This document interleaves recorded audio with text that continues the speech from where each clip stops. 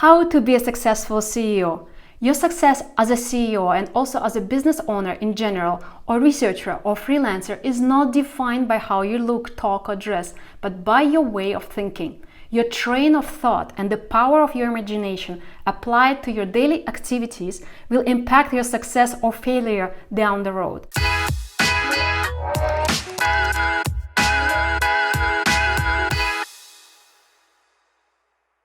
Applying an extreme subconscious and constituent power to everything you do is key to becoming a successful CEO. With this in mind, here are 5 essential thought trains you need to consider, especially if this is currently your most wanted goal. Number 1, it's you who works for the team and not your team who works for you. I'm fighting for my people. Give them your full trust and create the best working conditions you can afford.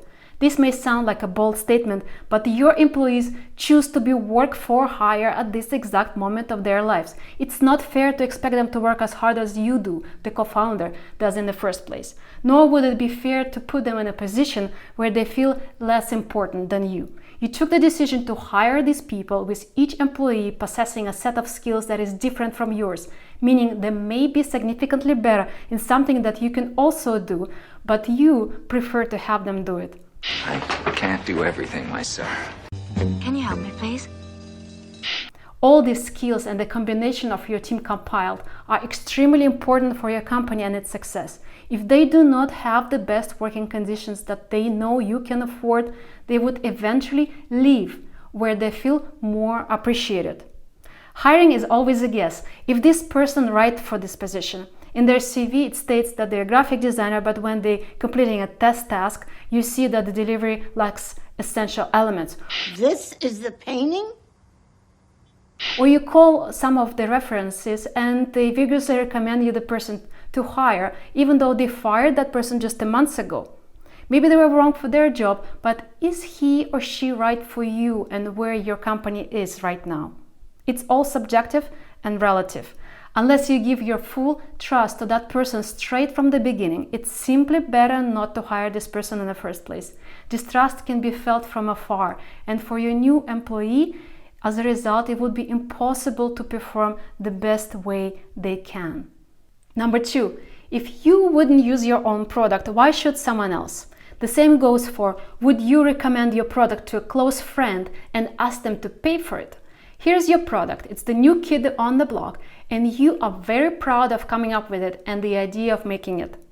You spend long hours, days, and maybe years not only making it, but also constantly improving it. But have you actually used it yourself? Not just tested, but really used it at its full capacity. You didn't happen to maybe try our product, did you? Have you experienced and analyzed the results of using it, and would you really recommend it to your close friends and ask them to pay for it? If not, you need to think why, and the answer might be something you don't want to admit to yourself. What does the product need to have so you can start using it yourself and recommend it to others who you know will be honest with their direct and candid feedback? If you build rockets, would you yourself go on board and take a seat in it? Keep studying, analyzing, and improving it until you yourself would be the first one in the line to pay for your own product. I can't endorse a product unless I use the product. Tested it. Proved it. Number 3, think platforms and not just products. With one great product, you can scale quickly, but only up to a certain point. Think bigger, how this product fits into a larger frame, and build a platform around it. This principle can also be exercised as following. Think of what your current product could very well bundle with, and imagine that you have unlimited resources to build things. What would be the platform it would be very well sit on? Amazon is probably the greatest example. From an online bookstore, it went to winning an Oscar and becoming a major e-commerce place around the globe. Build this imaginative platform in your head. Think of prospective customers who would be using this platform and your product in it, and now unbundle this platform into multiple other products, including yours.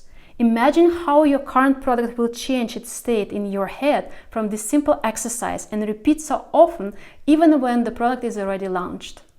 Number 4, Your business has good online visibility, and this is great, but if you personally are not online, your business won't thrive. Go online. It's all on the internet. You need to be online for both your employees and clients as well. Today you're running a business, and then tomorrow there is somebody who wants to buy it and you're about to start another one. You need to hire new employees and gain new clients, maybe even in a completely different industry.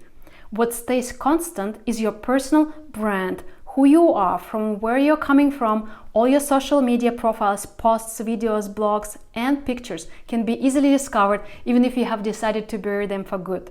It's 2020, so everyone has the skill to put keywords into a search engine and quickly find out anything they want to know, including deciding if they should work for you or buy something from you. That's why you need to invest time and resources into building your own social media content history, which you should consider as if you were adding assets to your bank account. This can easily go empty if you make a wrong move or statement or neglect it for too long. Number 5, work hard but also party hard and sleep and eat well. This is an important one. If you just work, your life becomes flat and dull after several months or years. Dilute your hard work with some activities or leisure time. It could be your favorite sporting activity, or just let it go from time to time and party like hell. Remember, what happens in Vegas stays in Vegas. Hey, Phil, am I missing a tooth? This is a real tattoo!